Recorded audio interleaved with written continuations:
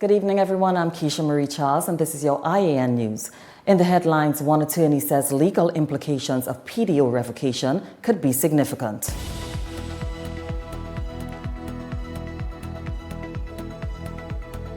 Citizens share thoughts on calls for removal of minister.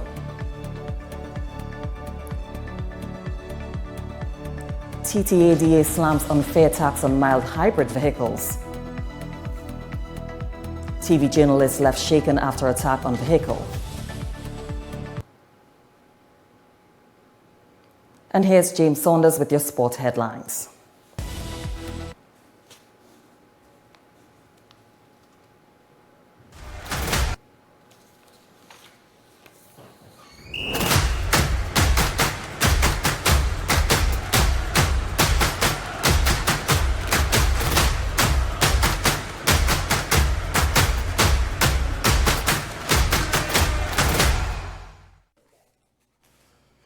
Coming up in sports, let the games begin as TNT Commonwealth team gets set to make history. I'm James Saunders. I've got more sports coming later.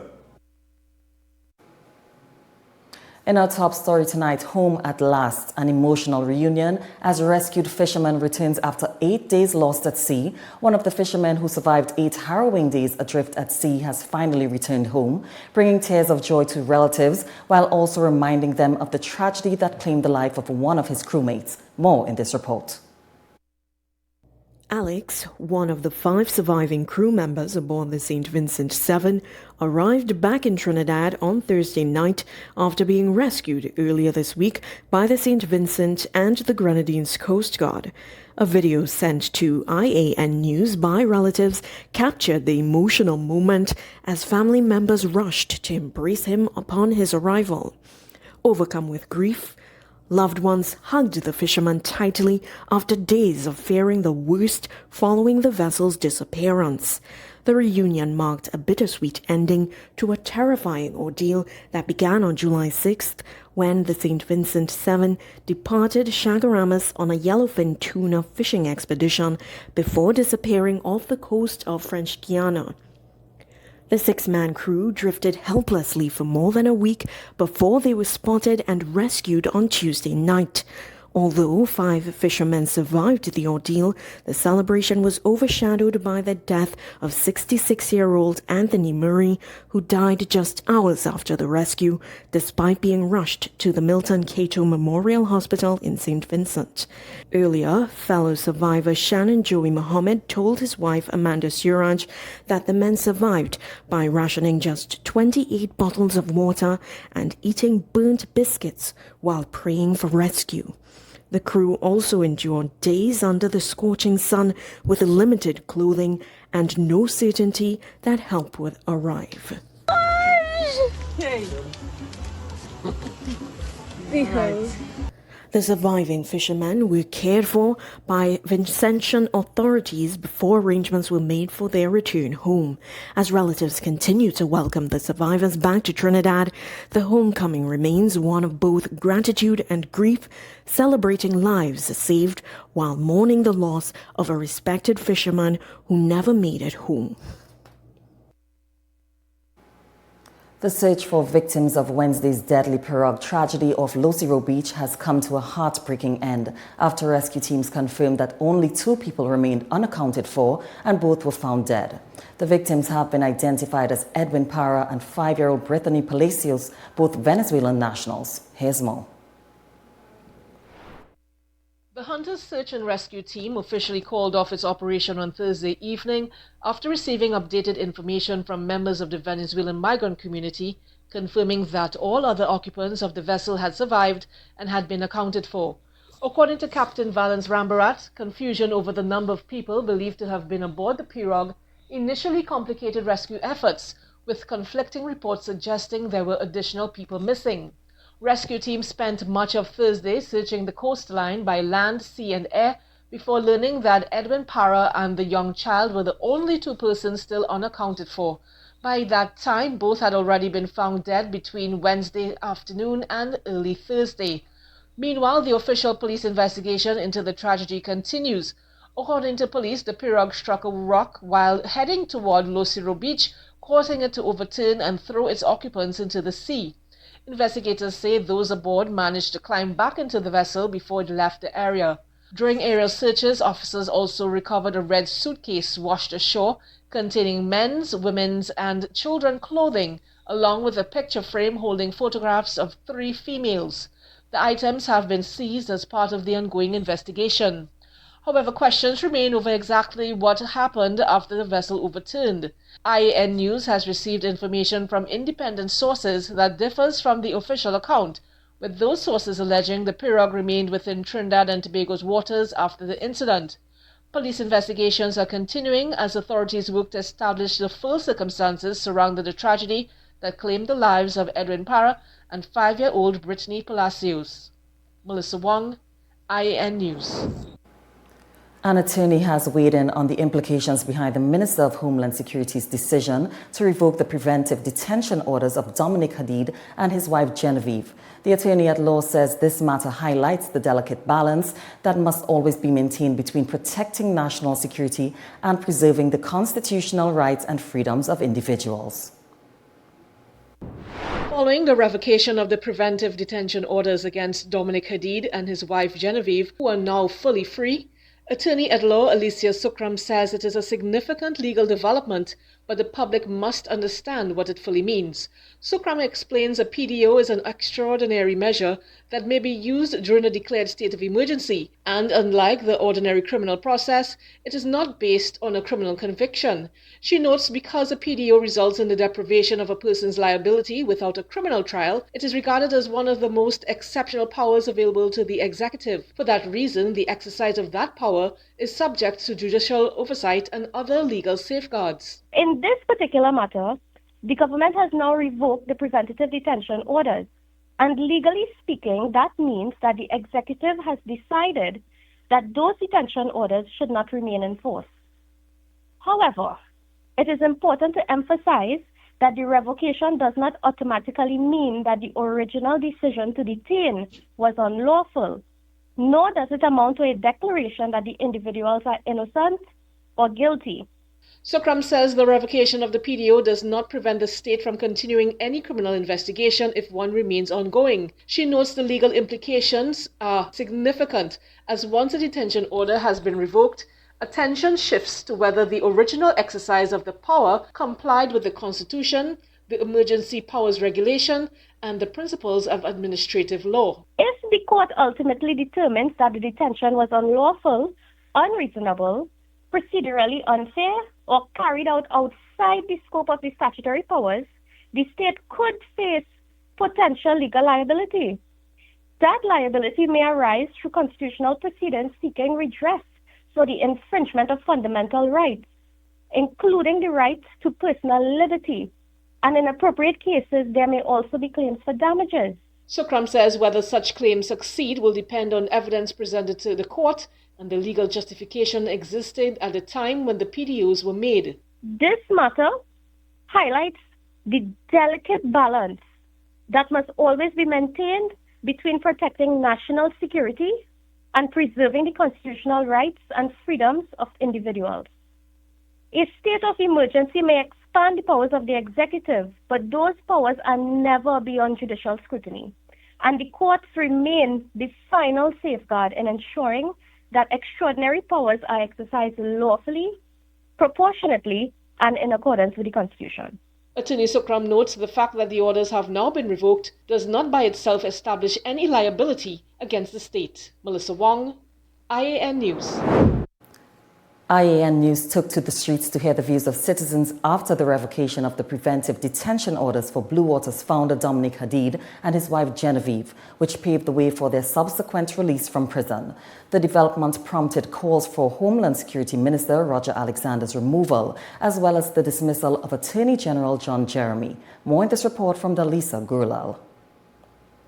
Businessman Dominic Hadid and his wife Genevieve were freed after they spent a month in prison where they were detained under the state of emergency regulations and preventative detention orders in relation to an alleged plot to assassinate high-ranking government officials. With the PDOs rescinded and no charges laid against the couple, there have been calls for Homeland Security Minister Roger Alexander to step down. Calls have mounted for the removal of Homeland Security Minister Roger Alexander and Attorney General John Jeremy following the release of businessman Dominic Hadid and his wife Genevieve from their detention.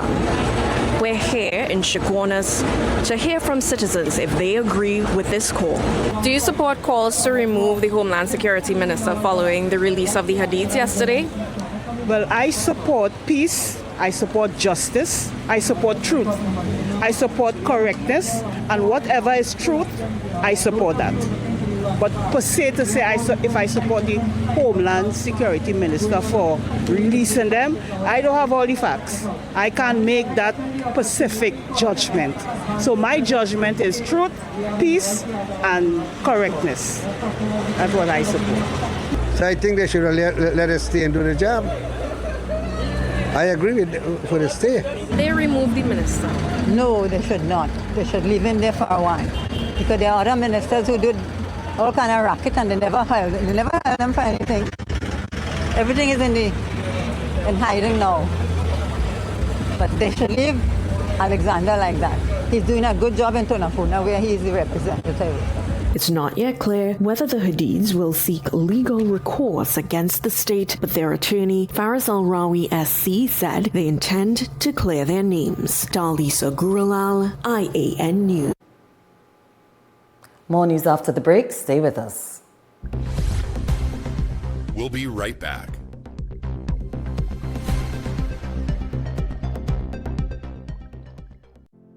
Every weekday at 7 p.m., the news goes live on the I.A.N. network. Watch us on our available providers with more coming soon. Also available on YouTube and Facebook. The news you have been waiting for is now here.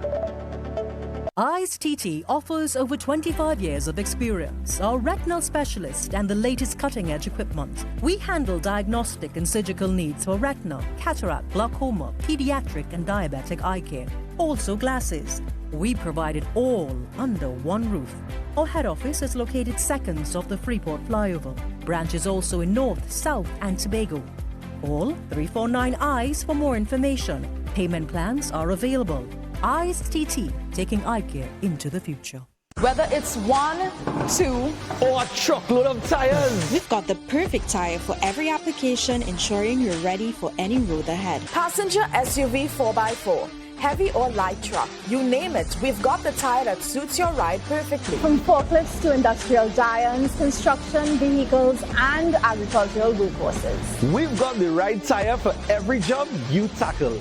Brandtech, your one-stop solution for all your tire needs. At Extra Foods, we care for you. That's why we offer you the widest variety at the best prices. Clean, spacious surroundings. Friendly, professional service because we care. And remember, we're the home of Plenty for 20 savings, giveaways and samplings. Plus, we're open all day Sunday just for you. And we've got you covered with basement parking for over 200 cars for your convenience. Because our customers are our priority.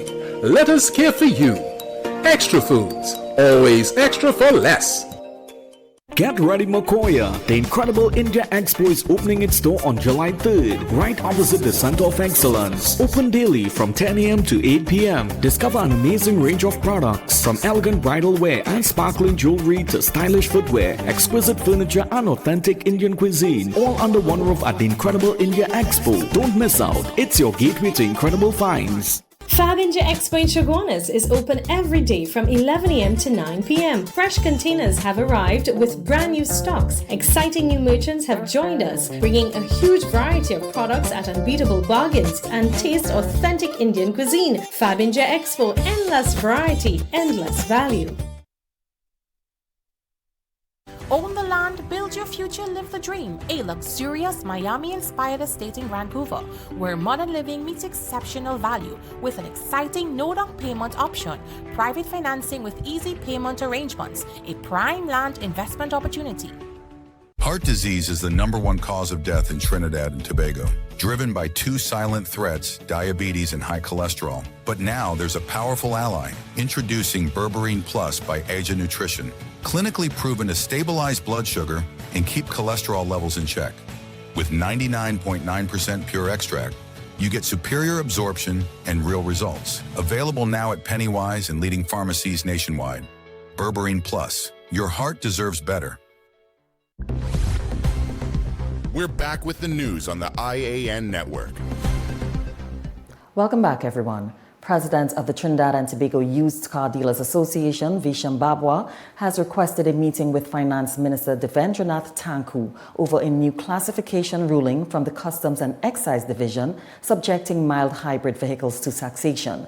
Mr. Babwa urged the minister to reconsider the imposition of the taxes, as the decision has implications for both dealers and those seeking to purchase the vehicles. We have more in this story. Used car dealers hope to have clarification on a new system from the Customs and Excise Division to impose taxes on mild hybrid vehicles when they meet with Finance Minister Devendranath Tanku on Monday. President of the Trinidad and Tobago Used Car Dealers Association, Visham Babwa, expressed concern over the decision, which he said could have a significant impact on the public. If taxes should be applied on these vehicles, then the cost of this vehicle that is selling for $160,000 would go over $200,000, which would be very difficult for persons to purchase. And they have to give us time also, because we have contractual arrangements to import cars. Cars is not something you can buy today and get tomorrow. We have 2 wars happening right now, and shipping is a problem. So we have to take into consideration, they have to take all these things into consideration before making a decision that could affect people's lives negatively. But if they should impose the taxes, right, or reinstate the taxes, I would say, then the cost of the vehicle would be again out of the reach of persons who choose to buy these cars. Mr. Babwa said used car dealers should have been consulted before the decision was made. The notice from the Customs and Excise Division dated July 22nd, 2026 classified 6 vehicles as being equipped with a smart mild hybrid vehicle system in which the electric motor does not function as a motor for propulsion. 4 were identified from Suzuki as fitting this classification: the Fronx, Grand Vitara, Swift, Ertiga and XL7, and just 1 Toyota vehicle, the Taser. Dalisa Guralal, I.A.N. News. In other news, Trinidad and Tobago is among 60 countries facing a fresh round of U.S. import tariffs. President Donald Trump announced Friday a revised policy introducing tariffs between 10 and 12.5% on imports into the United States, replacing a temporary 10% duty that expired on Friday. Here's more. For TNT, most exports entering the U.S. will continue to attract a 10% tariff, raising costs for American importers and potentially making local products less competitive. This is the second time TNT has been affected by Trump's tariff policy. In April 2025, the country was included in the administration's Liberation Day tariffs, which imposed a baseline of 10% duty on imports from almost every country. Those measures were later struck down by the U.S. Supreme Court, prompting the White House to introduce a new legal mechanism to keep similar tariffs in place. According to the White House, the latest tariffs are designed to encourage countries to strengthen efforts to remove forced labor from global supply chains. Nations considered to have stronger enforcement will face a lower 10% rate, while others will be subject to a 12.5% tariff. The new tariffs are expected to create challenges for TNT exporters, particularly manufacturers of food, beverages, chemicals, and other non-energy products. Economists also caution that the latest measures could further disrupt global supply chains, increase costs for businesses and consumers, and add uncertainty in international trade. Celine Bansilal, I.A.N. News. Police are investigating an incident in Tobago where attempts were made to set a vehicle on fire belonging to a television journalist on Friday. The Media Association of Trinidad and Tobago has condemned the attack and is calling on the police to conduct a swift investigation.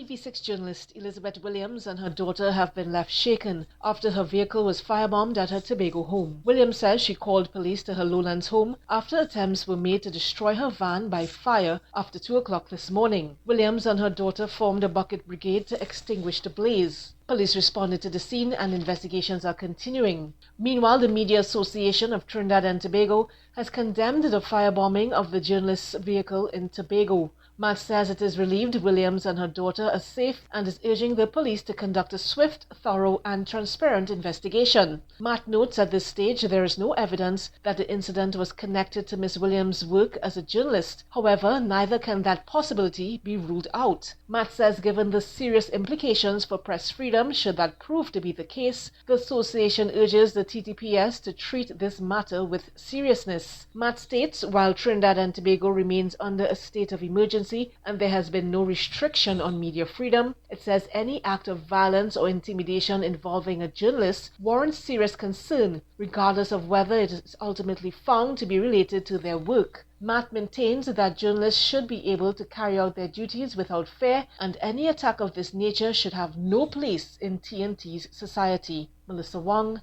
I.A.N. News. We have more news after the break. Stay with us. We'll be right back.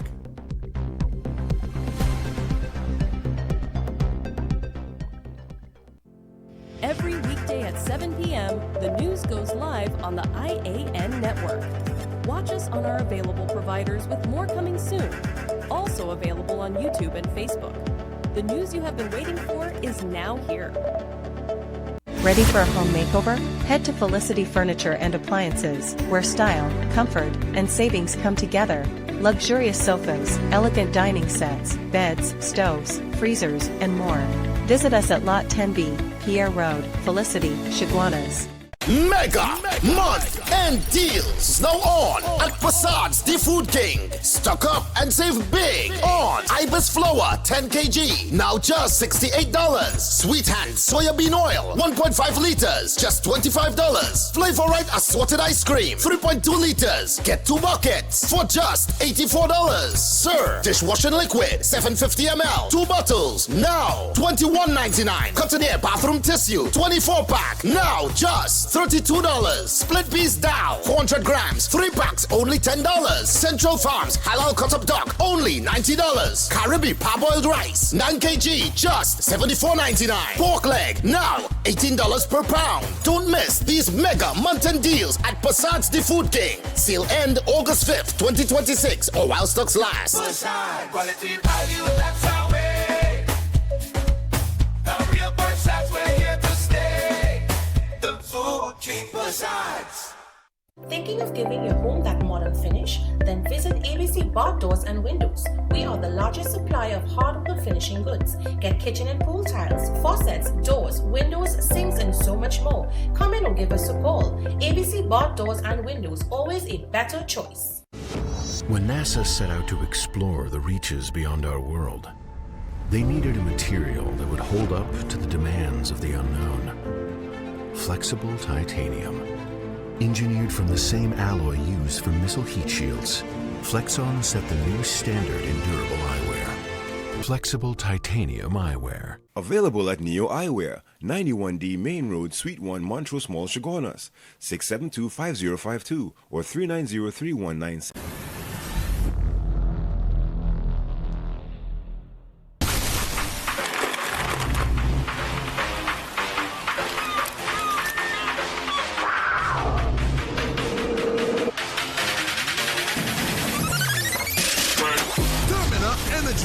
Rise to the occasion.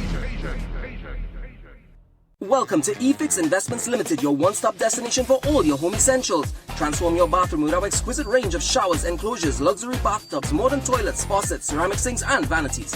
Enhance your kitchen with our stainless steel sinks. Our extensive selection includes bath, kitchen accessories, as well as security doors. Visit our showroom today at Southern Main Road, Homeland Gardens, Cunupia, and let your dream home become a reality. Call us at 665-2282 or 671-2282. eFix Investments Limited, your home, your style, our passion. Do you have a business that you want people to know about? Imagine placing your brand in front of an audience that's already engaged and locked in. With over 154 million views monthly across YouTube and Facebook, and over 5 million views daily on both platforms, based on official analytics. Now we're bringing that same audience to I.A.N. News. If they've seen your products on the Ian Show, imagine the impact when they see them on the news. Reserve your spot in the news and book your monthly packages now. We're back with the news on the I.A.N. network. Thank you for staying with us. Former Health Minister Terence Dayal Singh has been informed he is just a mere witness and cannot dictate the procedural rules of the Public Administration and Appropriations Committee. Chairman of the committee, Jagdeo Singh, believes Dayal Singh is masking his intention not to appear before the PAAC, which is inquiring into the state's acquisition of pharmaceuticals. Former PNM MP and Health Minister Terence Dayal Singh was a no-show as the Public Administration and Appropriations Committee, PAAC, resumed its inquiry into the state's acquisition of pharmaceuticals on Friday. PAAC Chairman Jagdeo Singh explained the reason behind it. He informed the committee that correspondence from Dayal Singh, which has since made its way into the public domain, contained complaints as well as his willingness to attend only an in-camera meeting accompanied by his advocate. Singh made it clear that no witness will dictate whether the committee holds public or private hearings. So Mr. Dayal Singh needs to disabuse his mind of the notion that he can sit somewhere else on a perch and dictate the terms of the, and rules of this committee. He needs to completely disabuse his mind from that notion. So that is why, that is the matter which we went to deal with. All right? This is what I describe as a Potemkin village, intended really to mask Mr. Dayal Singh's intention of not coming to give evidence. Because these are untenable conditions Mr. Dayal Singh wants to impose on this committee. And the committee, by way of majority, has decided we are not going to be bound by those rules. The PAAC chair says it is clear that Dayal Singh did not get the desired outcome. Singh says a person is not entitled to a particular procedure, but is entitled to a fair hearing. So this committee intends to make no special arrangements for any witness, whether they be an acting minister, former member. We don't intend to do that.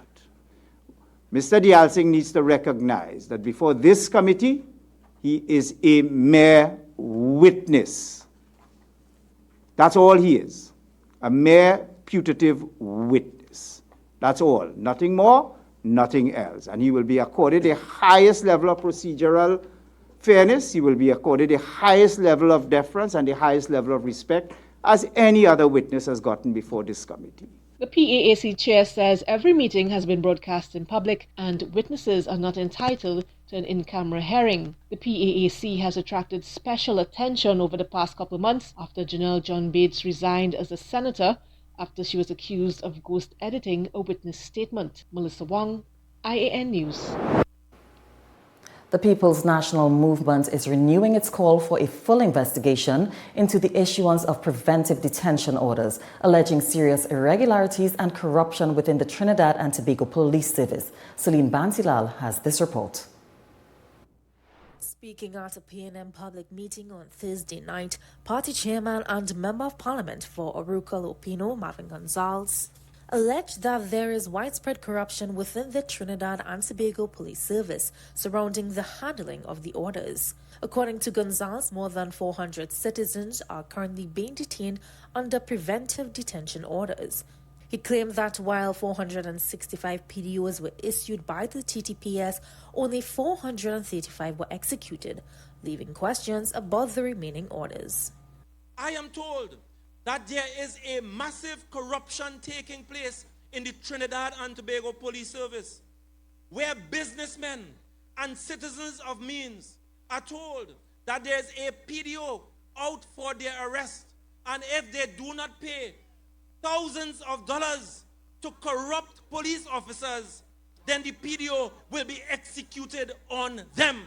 Gonzalez questioned what became of the unexecuted orders, suggesting that the discrepancy warrants closer scrutiny. He also called on Commissioner of Police Alistair Guerrero to explain what he knows about the matter. Because you will find out that the vast majority of citizens who are incarcerated under PDOs are not guilty of any criminal offense, and there's massive corruption taking place. The PNM chairman maintained that the public deserves answers and insisted that an independent investigation is necessary to restore confidence in the administration of the preventive detention order process. He ended his address by urging citizens to speak out, declaring that enough is enough and stressing that Trinidad and Tobago belongs to its people. Celine Bansilal, I.A.N. News. Japan's advanced technology and approach to environmental management could soon help shape how Trinidad and Tobago deals with the growing sargassum problem. Rural Development and Local Government Minister Khadija I.A.N. says her recent official visit to Japan provided insight into new technologies that could be used to better manage the seaweed locally. Here's more. The Rural Development and Local Government Ministry says it is taking steps to ensure all outstanding payments to National Program for the Upkeep of Public Spaces workers are settled. The assurance comes days after workers complained that they had gone several fortnights without pay. Some said they were forced to borrow money to travel to work, while others complained of receiving different explanations each time they inquired about their wages. Minister I.A.N. said she understands their frustration. I do feel the pain of the workers. I do understand their frustration because for some of them it's 3 fortnights and so on. And they have been very patient. These workers, their productivity is exceptional. They are working really well. And I am very upset of the situation where they are being paid late. So we are working to ensure that this situation is sorted out. I hope by the week that administrative snag will be dealt with. She said the payment. More news ahead when we return. Stay with us. We'll be right back.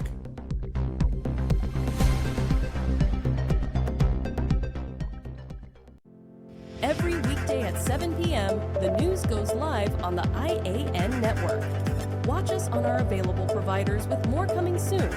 Also available on YouTube and Facebook. The news you have been waiting for is now here.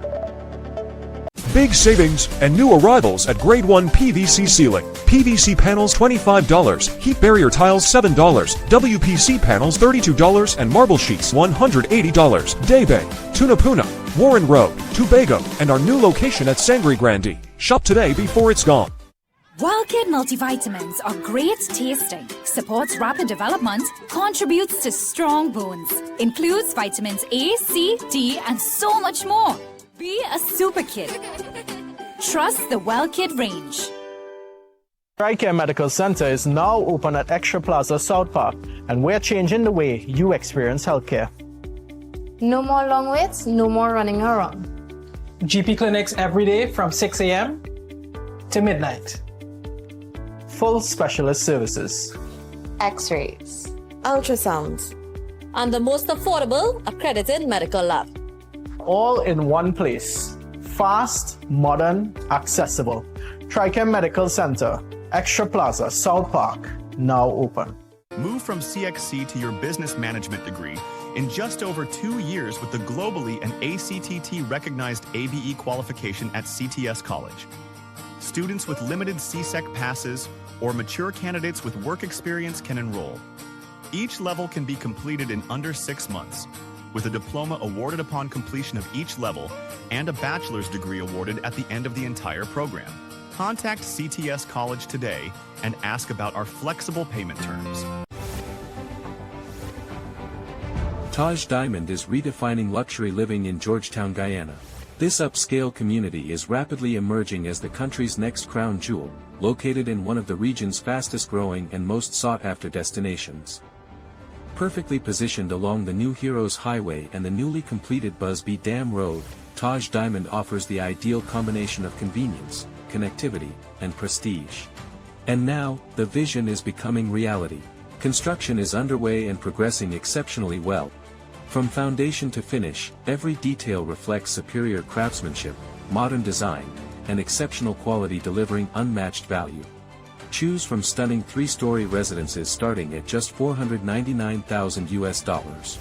Select from spacious 3, 4, and 5-bedroom homes offering up to 2,350 square feet of beautifully designed living space. Each residence features premium finishes, chef-inspired kitchens, elegant contemporary bathrooms, and private two-car garages. Enjoy flexible payment plans, up to 50% in-house financing up to 10 years, and an optional leaseback income program designed to help maximize your returns.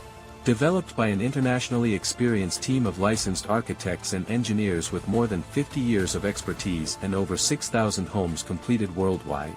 Now is the perfect time to secure your place in this exceptional community before completion. To explore all developments, visit us today. We're back with the news on the I.A.N. network. Welcome back and thanks for staying with us. Prime Minister Kamala Persad-Bissessar says the latest Trinidad and Tobago Police Service statistics show crime is trending downward, pointing to declines in both serious crimes and murders under the ongoing state of emergency. We have more in this report.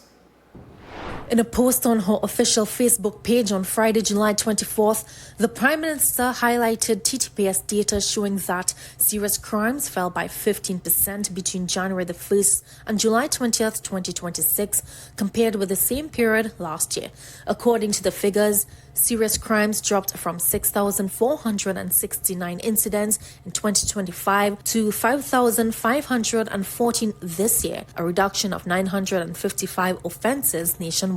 Prime Minister Persad-Bissessar said the Northern Division recorded the largest decrease at 32%, followed by the Northeastern Division with 30%, and the Central and Eastern Divisions each recorded 22% declines. She also noted that the total number of serious crimes recorded so far this year is 1,217 fewer than during the corresponding period in 2024. She said the latest statistics built on figures she shared earlier this week showing a decline in murders.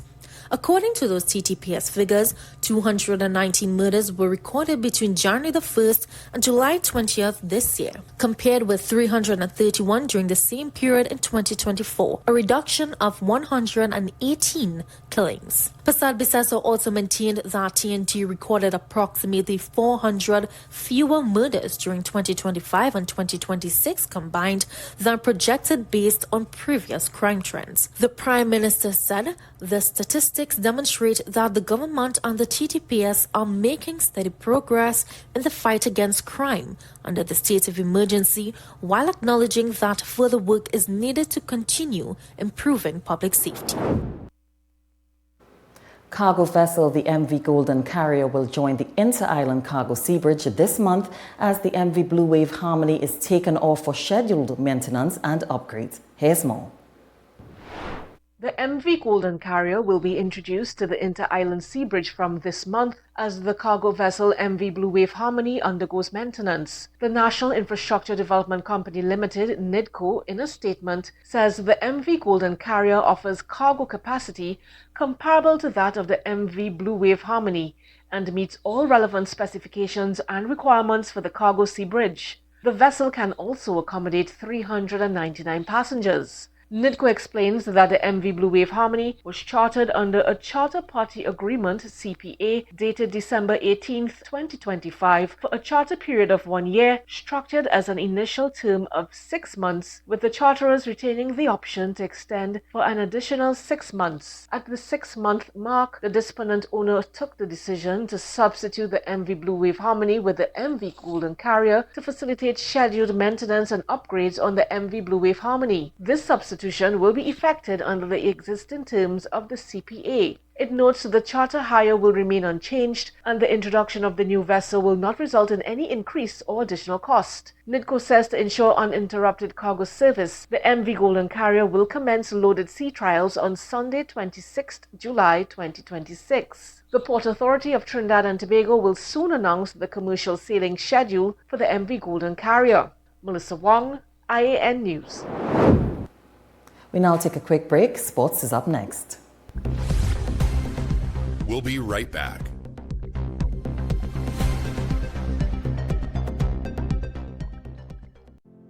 Every weekday at 7 p.m., the news goes live on the I.A.N. network. Watch us on our available providers with more coming soon.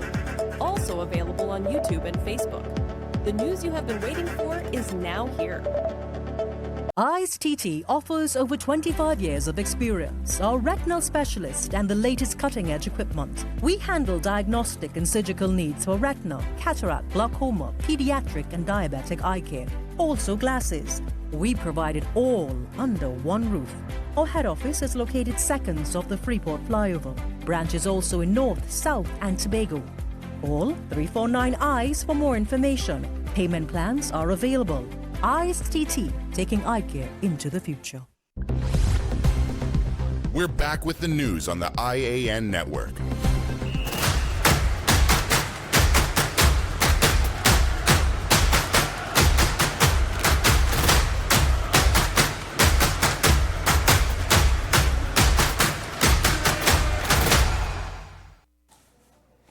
Well, let the games begin as a 60-member Trinidad and Tobago delegation took part in the Commonwealth Games opening ceremony that took place in Glasgow last evening.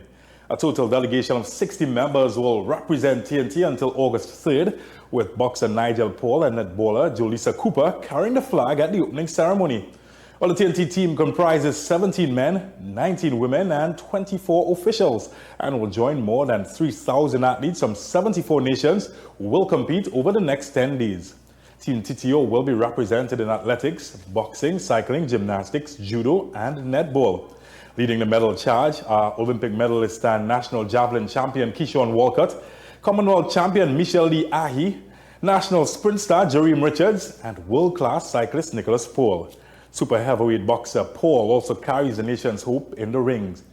Well, 4 years ago, Birmingham, this country produced one of its best Commonwealth campaigns, winning 6 medals, including gold for Richards in the 200-meter, Paul in the carrying, and the men's 4x400-meter relay to finish 15th on the medal table.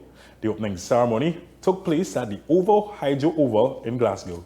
Over the next 10 days, we will certainly thrive here in Glasgow, as the city once again, following its proud hosting of the 2014 Commonwealth Games, welcomes the Commonwealth family with warm hearts and open minds and open arms.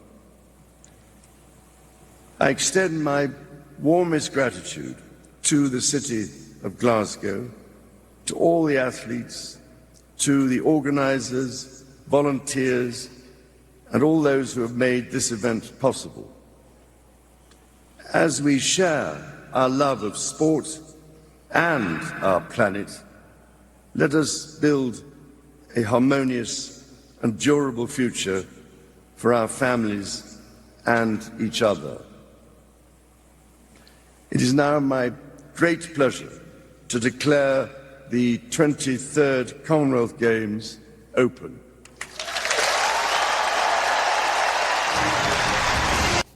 Already set draw as Trinidad and Tobago's quest for CONCACAF Nations League glory will begin in Group A following last night's official draw. The Super Warriors are among 6 teams in the group that include World Cup teams Curacao and Haiti, as well as Costa Rica. The teams will play 4 Swiss-style matches during the September and October international windows, 2 at home and 2 away, with the full fixture list to be released soon. I think right now when you look at the teams, all the teams are pretty well matched up against each other. When you look at the teams below us, you have Suriname and Curacao. Curacao qualified for the World Cup. When you look at the teams right above us, you have Haiti and Jamaica. Haiti qualified for the World Cup. We played against Jamaica in the qualifiers. So I think all the teams are evenly matched. Costa Rica did not qualify for the World Cup, and they are in the top pool. So I think for all teams, this Nation League is one in terms of their rebuilding process, the start of the rebuilding process. TNT will be getting ready. And well, speaking of TNT, there's plenty at stake as a top 2 finish could send Trinidad and Tobago into quarterfinals alongside regional giants Mexico, the United States, Canada, and Panama. The president further outlined his expectations for the national team for this year's Nations League. We want to qualify for the quarterfinals. I think that's the main aim. I think after you look at that, you want to ensure that you stay in League A. I think those two benchmarks are the key KPIs for this campaign. One being qualifying for the quarterfinals, which you already have the Panama, USA, Canada, Mexico already there waiting for those games in March.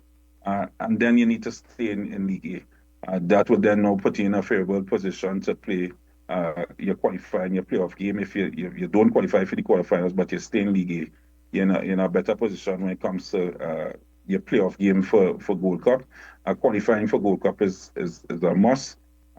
So yeah, those would be the KPIs set out, and those are KPIs set out for Coach King from the inception.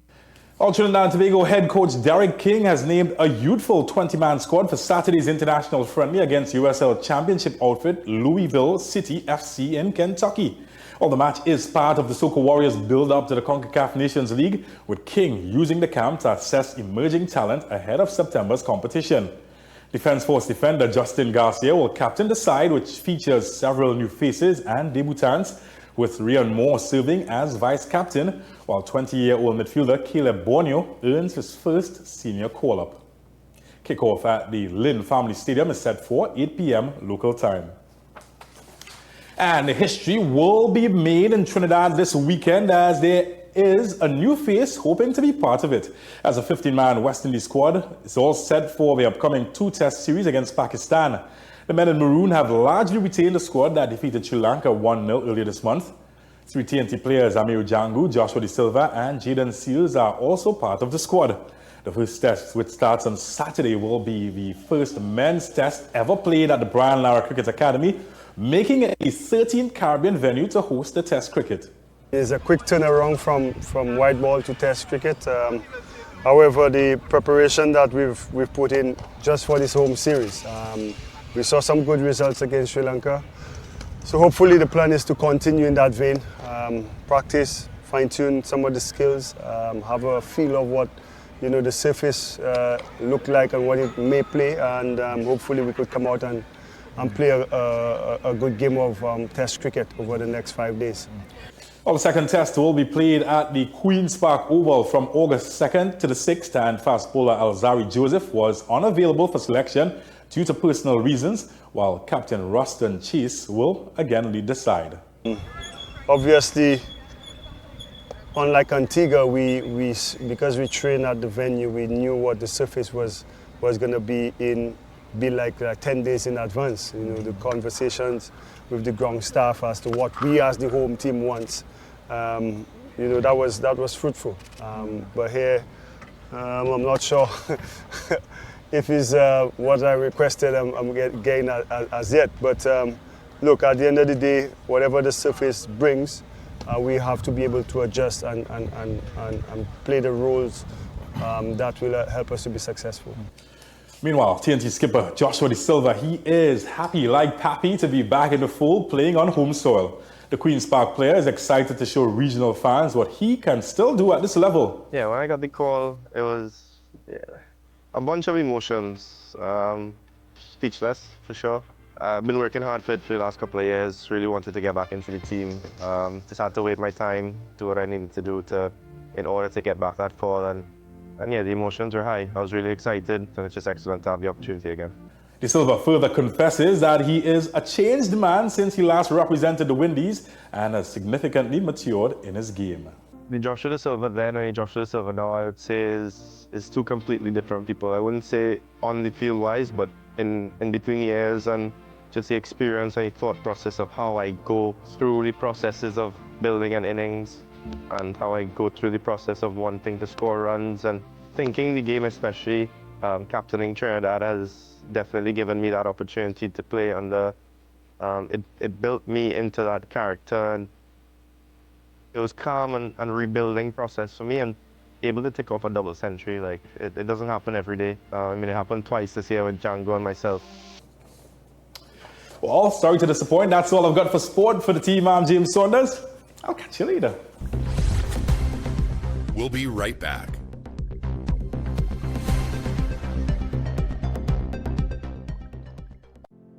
Every weekday at 7 p.m., the news goes live on the I.A.N network. Watch us on our available providers, with more coming soon. Also available on YouTube and Facebook. The news you have been waiting for is now here. Do you have a business that you want people to know about? Imagine placing your brand in front of an audience that's already engaged and locked in. With over 154 million views monthly across YouTube and Facebook, and over 5 million views daily on both platforms, based on official analytics. Now we're bringing that same audience to I.A.N. News. If they've seen your products on the Ian Allen Show, imagine the impact when they see them on the news. Reserve your spot in the news and book your monthly packages now. We're back with the news on the I.A.N. network.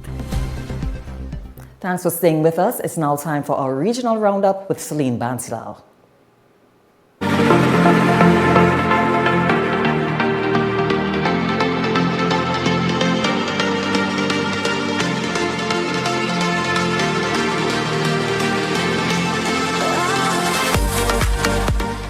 The expected death toll from Guyana's worst maritime catastrophe in decades has risen to around 100 as families demand answers over the sinking of the MV Barima. Authorities say 53 bodies have been recovered, 76 people survived, and about 50 remain missing after the ferry capsized off the Esquibo coast on Saturday. The 87-year-old vessel was traveling from Georgetown to Port Kaituma. Although its passenger manifest listed 133 people, officials now believe as many as 179 were on board. Survivors allege the ferry was overcrowded with passengers and cargo, suffered engine problems shortly after departure, and took on water before capsizing. Some also claimed they waited hours to be rescued. Police have detained the captain and another crew member who reportedly tested positive for cannabis. Ghana Prime Minister Mark Phillips has promised a full investigation. Jamaica's Court of Appeal has reserved its decision in the appeal brought by dancehall artist Desmond Ninja Man Ballantyne, his son Janiel Ballantyne, and Dennis Clayton against their murder convictions and life sentences. The appeal hearing ended on Thursday after prosecutors asked the court to uphold both the convictions and the sentences. According to the Jamaica Gleaner, the prosecution argued there was enough evidence for the jury to conclude that the three men acted together in the 2009 murder of Kingston resident Ricardo Johnson. Lawyers for the Crown said the trial judge handled the case properly, the witness evidence was reliable, and that the trial was fair. The defense, however, argued that the evidence was not strong enough to support the convictions, challenged parts of the judge's directions to the jury, and said the late disclosure of a key prosecution witness affected their ability to prepare the case. Meanwhile, Haiti is urging the international community to support its efforts to hold free and credible elections, saying the country is making progress despite years of gang violence and political instability. Addressing the United Nations Security Council, Foreign Affairs Minister Raina Forbin said Haiti is closer than it has been in years to restoring security and returning to democratic rule. She urged international partners not to abandon the country and warned that continued support is essential to maintain recent gains. Haiti has not held national elections since 2016. The country's last elected president, Jovenel Moise, was assassinated in 2021, and armed gangs have since seized control of most of the capital, Port-au-Prince, and other areas. She said the government has trained more than 2,000 police officers this year, is recruiting thousands more security personnel, and has advanced preparations for long-delayed elections. And that was your regional roundup. Celine Bansilal, I.A.N. News.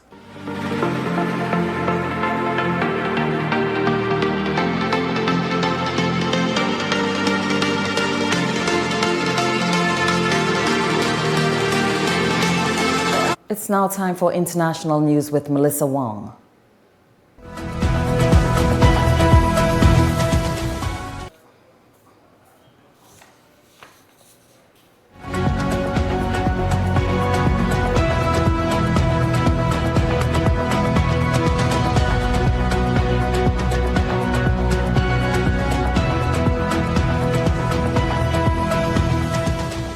The United States has carried out a 13th consecutive night of airstrikes against targets in Iran, marking nearly 2 weeks of sustained military action. Tensions continue to escalate across the Middle East. U.S. Central Command said the latest operation targeted military infrastructure linked to Iran's ability to threaten regional shipping and U.S. forces. President Donald Trump has indicated he is considering broader military action if Iran continues attacks on U.S. interests and commercial shipping. Tehran has condemned the strikes, describing them as aggression, while warning of further retaliation. Iranian-backed groups have also continued attacks in the region, including against U.S. positions in Iraq and maritime targets linked to Gulf shipping lanes. The conflict has raised concerns over energy security, with continued risks to shipping through the Strait of Hormuz and the Red Sea. The United Nations has renewed calls for restraint, warning that further escalation could destabilize the wider region. Diplomatic efforts remain stalled, with no indication that either side is prepared to de-escalate. Russia and Ukraine have traded another wave of long-range strikes, with civilian casualties reported on both sides. Ukrainian officials said Russian missile and drone attacks killed at least 11 people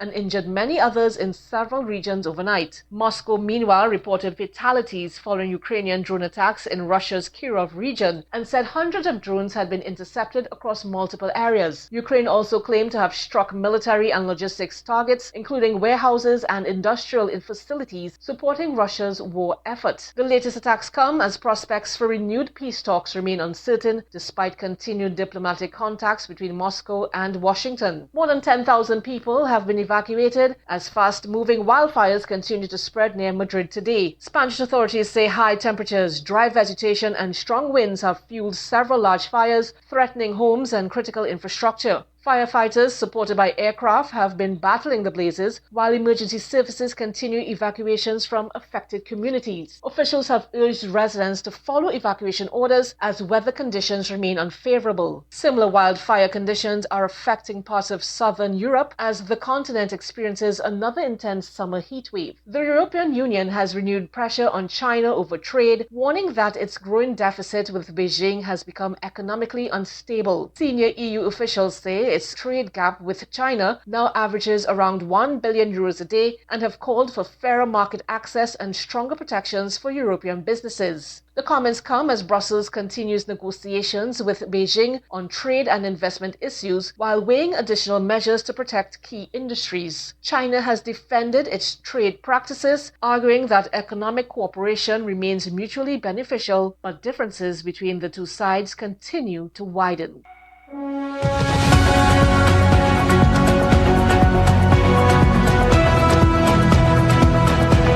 Here's a look at the latest business news with Dalisa Gurlal. S&P Global Ratings has reaffirmed Trinidad and Tobago's investment-grade credit rating of BBB-. The rating is the lowest rung on the investment-grade ladder for bonds and issuers. It means the borrower has adequate financial capacity to meet its debt obligations, but is highly vulnerable to adverse economic conditions. In a statement, the Finance Ministry said the decision preserves the country's investment-grade standing and recognizes its favorable external position, strong external creditor position, and substantial national assets, including the Heritage and Stabilization Fund. S&P projects current account surpluses averaging approximately 5.2% of GDP between 2026 and 2029. Public sector liquid assets, including the HSF, are expected to average approximately 32% of GDP over the same period. The ministry acknowledged that S&P has maintained a negative outlook, but at the same time noted a credible path back to economic growth. New domestic gas fields are expected to support renewed growth from 2027, while access to nearby Venezuelan gas resources could provide further opportunities for energy production, government revenue, and downstream activity. The Bridens Group new 250,000 square foot regional distribution hub in Chaguanas will be the home for Bryden Pie's warehouse operations. A media release from the company indicated that the move is meant to support its continued growth, supporting its transition to an integrated third-party logistics operating model, enhancing inventory management, supply chain efficiency, and service levels across the region. The facility boasts dry, temperature-controlled, and bonded storage. The company is investing in infrastructure, partnerships, and expertise via its healthcare division to expand access to quality healthcare across the Caribbean, while positioning Trinidad and Tobago as a regional hub for pharmaceutical distribution. Bryden Pie Managing Director Barry Tang Samuel said, quote, "Our customers rely on us to deliver medicines and healthcare solutions safely and consistently, and that responsibility shapes every investment we make. We call ourselves customer obsessed, and that means continually strengthening our capabilities to benefit healthcare providers across the Caribbean. The trust we've earned from our global partners has allowed us to grow beyond local distribution into a regional healthcare network that connects international manufacturers with Caribbean market." Medcorp Limited has increased the number of directors from 9 to 10. In a notice of material change, the company advised that Messrs. Raoul Moore, Kwangwon Achong Lau, and Joshua Namer were appointed directors effective upon receipt of the certificate of amendment. The company has also announced the resignation of Wendy Maharaj Singh as corporate secretary effective July 17, 2026. Anelia Baiju has been appointed to the position of corporate secretary effective July 20th, 2026. Medcorp Limited Group of Companies is the largest private healthcare facility in Trinidad and Tobago. Medcorp provides services from ambulatory, accident, and emergency care to the tertiary level services of open heart surgery and radiation therapy for cancer. Dirk Smith has been reappointed to the board of directors of the Trinidad and Tobago Unit Trust Corporation for another 4 years, with effect from July 20th, 2026. The corporation made the announcement in a notice posted to the Trinidad and Tobago Stock Exchange. Mr. Smith is a finance professional with over 29 years of experience in strategic leadership and management within the local and international financial services sector. He began his professional career as an auditor and with successive executive positions is a seasoned business leader with extensive experience in banking and financial services. He has extensive experience in risk management, foreign exchange trading, and portfolio management with acute insight into local and foreign currency management. Dalisa Gurulal, I.A.N. News. Thank you, Dalisa. It's now time for a look at the weather forecast.